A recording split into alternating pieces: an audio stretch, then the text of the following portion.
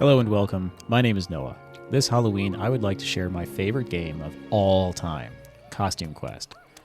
Directed by Tasha Sonart and produced by Double Fine back in 2010, you play as either Ren or Reynold, one of two twins, on an adventure through Halloween night. At the beginning of the game, your twin is kidnapped by the Grubbins, a cross between goblins and trolls, led by Dorsilla, an absolute badass witch who is serving Big Bones, a Grim Reaper type trying to eat all the candy on Halloween.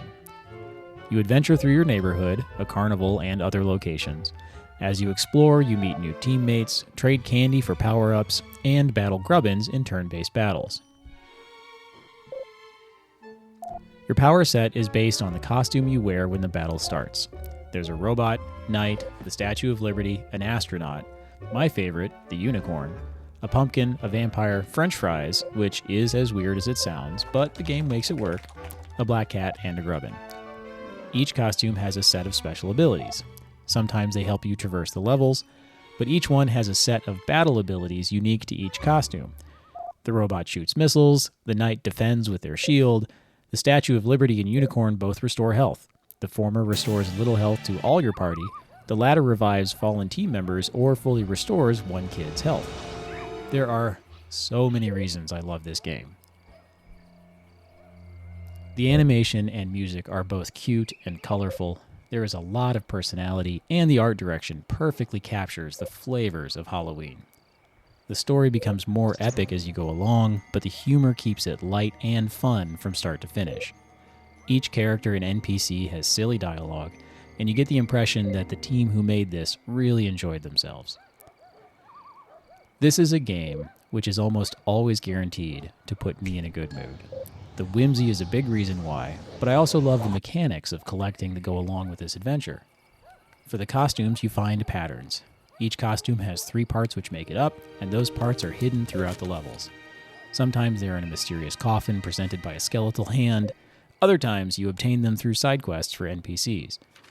You collect candy through the entirety of the game, which is both a nod to the candy trading antics of a child's Halloween, and also a huge relief to the ubiquitous and easily breakable coin-based system coded into every other RPG.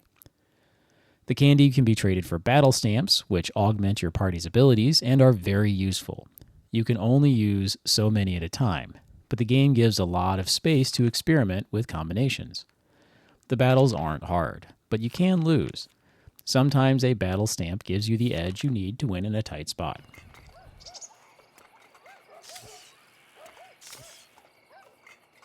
You also collect creepy treat cards, which I believe are a nod to the Garbage Pail Kids from the 80s, some of which may still be in my basement right now.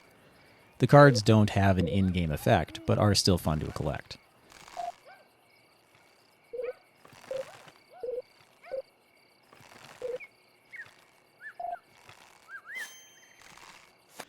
The cards, stamps, patterns, and quest log are all in your journal, styled to look like a kid's spiral-bound school notebook.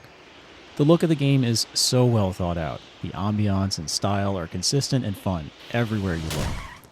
I've wanted to design my own games since I was a little kid, but this was the game which I feel really gave me the motivation and inspiration to try.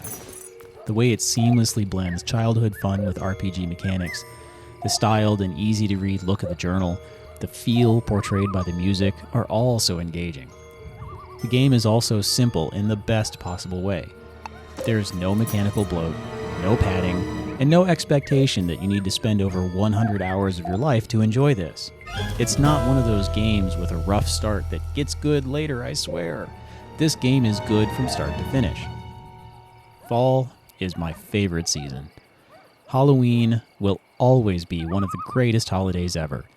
And if you have been looking for a game which brings all the joys of those two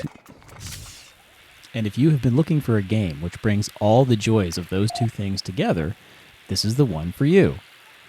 Thanks for listening. Take care of each other out there. See you in the next one.